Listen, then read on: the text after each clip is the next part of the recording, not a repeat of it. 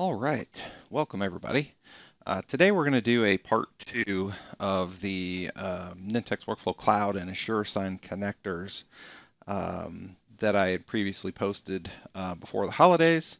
And if you remember, if you've read that blog post and watched that video, you'll know that we created the template for the document and everything like that in AssureSign, and we collected the information on a digital form in Nintex Workflow Cloud. And then we passed all that information, mapped it up to sender inputs and the start form variables, passed that information over to AssureSign, and did the signature and everything there. Today, what I'm going to show you today actually is it's the same workflow or the same form, but instead of creating the document in AssureSign, we're actually going to use the document generation action in Nintex Workflow Cloud. So if you're a document generation user and you would rather generate your documents in Workflow Cloud, you can do that and still pass that information over to AssureSign to get the signatures. So I'm going to kind of walk you through that today. The form itself hasn't really changed at all. So it's basically the same form that we did before. It's the Paycheck Protection Program application. So we haven't made any changes to the form at all. The main changes here is this generate document action. So what we're doing is I have my template stored in OneDrive, and we're using that template to generate the file that we're going to send over to AssureSign. So let me pull that template up here real quick, and I'll show you what that looks like. I'm not going to go through the document tagger, the Nintex document tagger, and how to tag your templates here in the generate document action. If you've been using the action, you kind of know how that works already. If you're new to it, there's plenty of posts out there to kind of figure that out. It's not that tough to do. You'll notice we have the tags here that we've put into these documents to inject information that we're collecting on that initial form. But the important part for this is actually the pieces I'm going to show you down here, where we're collecting the initials and the signature.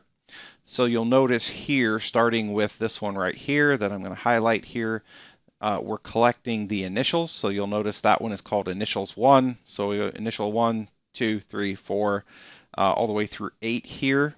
And then on the signature, we have the name equals signature.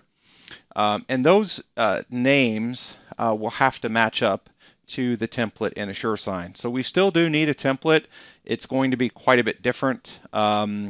It's basically a blank Word document that we've uploaded into AssureSign and pulled those jot blocks onto it for the initials and the signatures, which I'll show you here in just a second what that looks like. So if you've watched and read the first post, you'll see how much different the actual template in AssureSign is this time around if we're using document generation.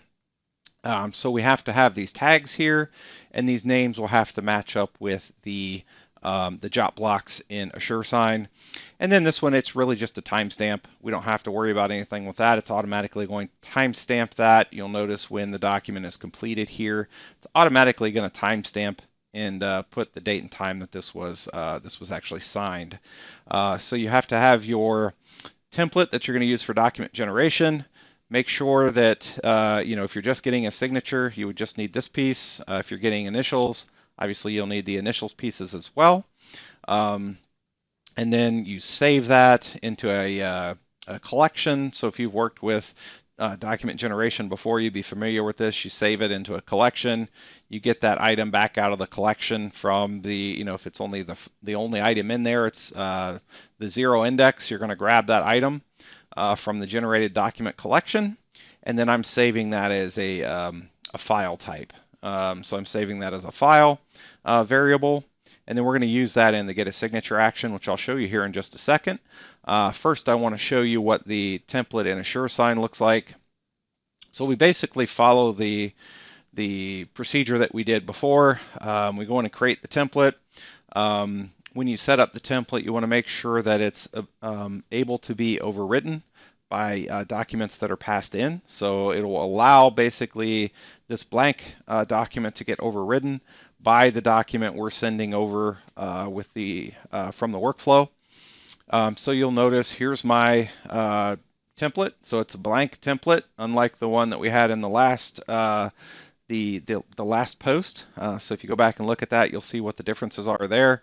But we have our initials here, and if I open these up, you'll see the name here for the job block matches the name that I had for that in the template here. So if I open that back up, you'll see that that matches up with initials 1 here. So these do have to match. They do have to be the same name.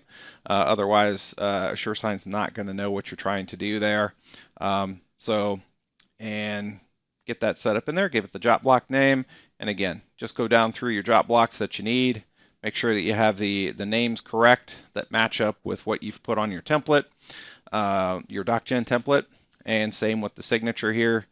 Make sure you have, the name signature matches up with signature, the name that you've used for your signature piece here in your actual DocGen template. So when that gets passed over, AssureSign is going to see these tags and it's going to know what to do with those. And I'm going to have a link in the blog post that goes along with this video that will actually talk about these tags and how to create them. Obviously, these are pretty simple, but you'll notice, we have the timestamp tag here, and there's some other ones that you can kind of create.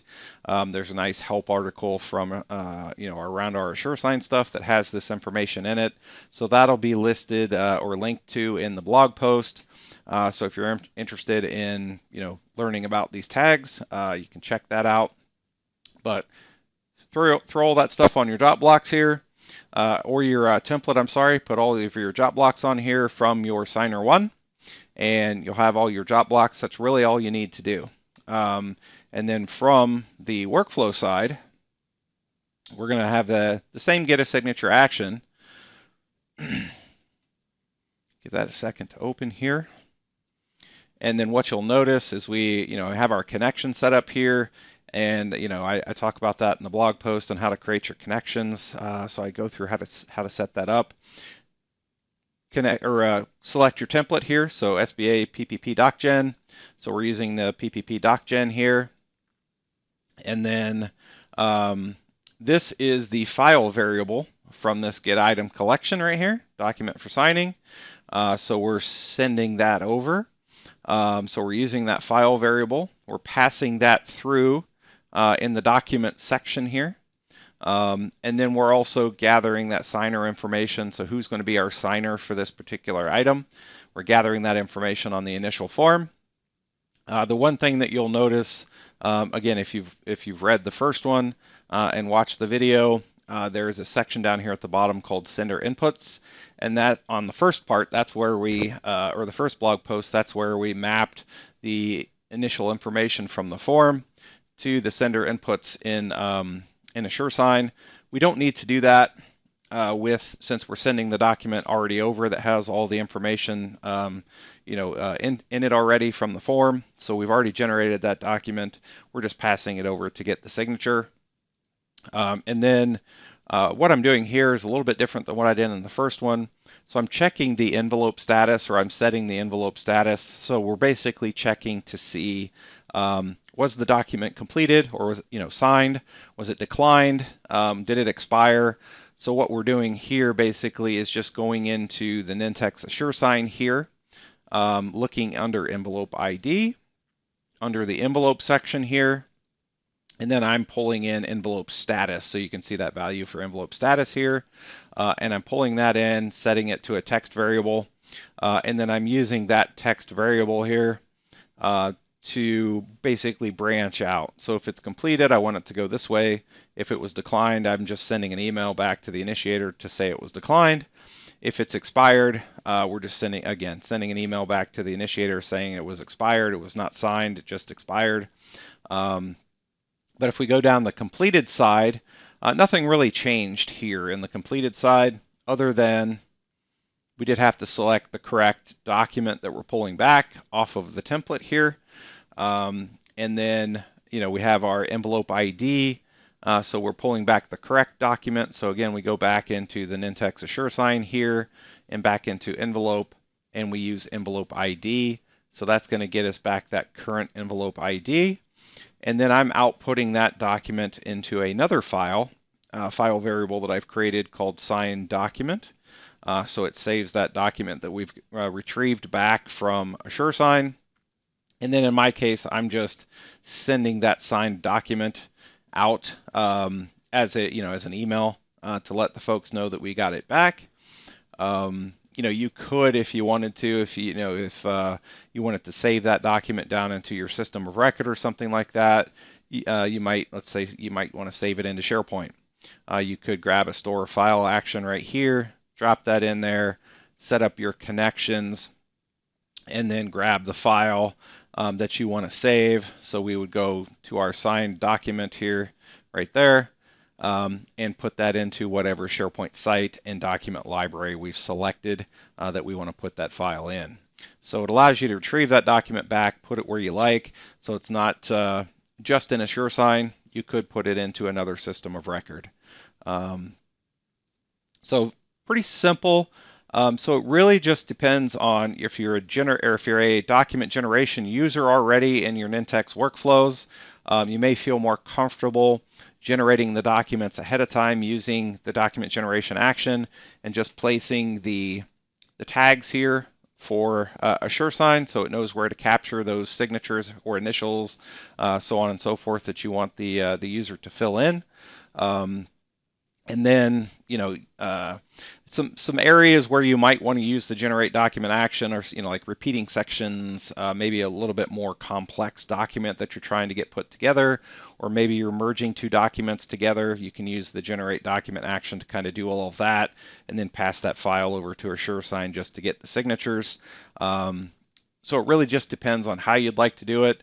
I just wanted to show you the kind of like the other way that we could do it, rather than creating the template in AssureSign and then passing the information over.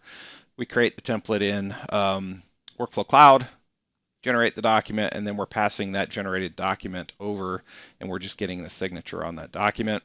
If I was to run this, let me open up the form here, and you'll see that it's no different really than from an end user perspective. It's not really any different for them. So let me just kind of fill this out real quick, and you'll see that it's not really any different.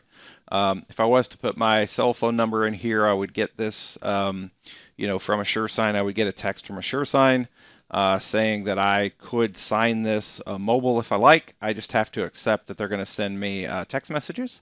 And once I reply yes, they'll send me the mobile signature and allow me to sign to that document mobile. So if you have mobile employees, that's kind of a nice feature that AssureSign has to allow them to sign from mobile devices. So if you got folks out this time of the year, or this, unfortunately right now with COVID and everything, we don't have a ton of people traveling probably, but if you have folks that maybe are working from home or they're out of the office or whatever, and you want to allow them to sign from mobile devices, you can do that. So let me submit this, and I'll kind of show you. You notice that the form is no different, and what we get back really on the workflow side or the end user side really is no different. They won't notice any difference. The only difference really is in the actual creation of the workflow itself and how we're generating the document, how and where we're generating that document. So we'll give that just a second to populate and send everything over, and we'll do that signing process here in just a second. All right, so I got the emails here. Let me download the logo. Again, these emails are customizable, like I did mention in the last post. The emails are fully customizable. You can put your own company logo, whatever information you would like to be in these emails. So I just need to click the begin signing. It's going to take me over to AssureSign and allow me to sign this document. So I just have to agree to the terms and conditions for the eSign Acts. I can click start signing. I can either draw my signature and initials here with my mouse, or if I want it to be actually kind of legible, I can use the type with a keyboard. I can select some of the different fonts that are available here. Maybe I want to select that one. go ahead and adopt that signature, and you'll notice this document has been filled in from the information that we put in through document generation. The only parts, again, that we're doing are the initials here. So you'll notice we have the initial boxes, the signature box, and this date will actually get filled in once I complete it. So let me go ahead and just, same end user experience. They just have to apply their initials if that's required on your document, or maybe just apply a signature, and they would just click apply signature. Once they're done with all the fields that we need to have or they're supposed to fill in, just click finish. And it's going to go ahead and save that document down into the envelope for us. And then the workflow also is going to retrieve that document and pull it back over into an email for us as well. But I'm going to go ahead and just open it here real quick. We'll give it a second to open. And we'll notice, let me just zoom in just a little bit. You'll see we have all the information I filled in on the initial form, got passed over through document generation. And then we also have the initials and everything down here at the bottom. And you'll notice that they are date and time stamped. So it is a legal certified signature. And then here's our date stamp when that was actually signed. We could have a time there as well. I just didn't put that into the actual tag that I created there. So I just need to adjust that a little bit, but you can play around with the adjustments and how that looks in your template. But you'll see from the end user perspective, they're not really going to know a difference if you've done it with document generation or if you've done it with the template in AssureSign. So any questions, feel free to reach out, and we'll be happy to help you out. Reach out, if you're a current customer, reach out to your CSM or your sales rep, or if you're a new customer, reach out to us on Nintex.com. We're happy to give you a demo of any of the things that you've seen today or answer any questions that you may have around this. Thanks very much, and talk to you guys later.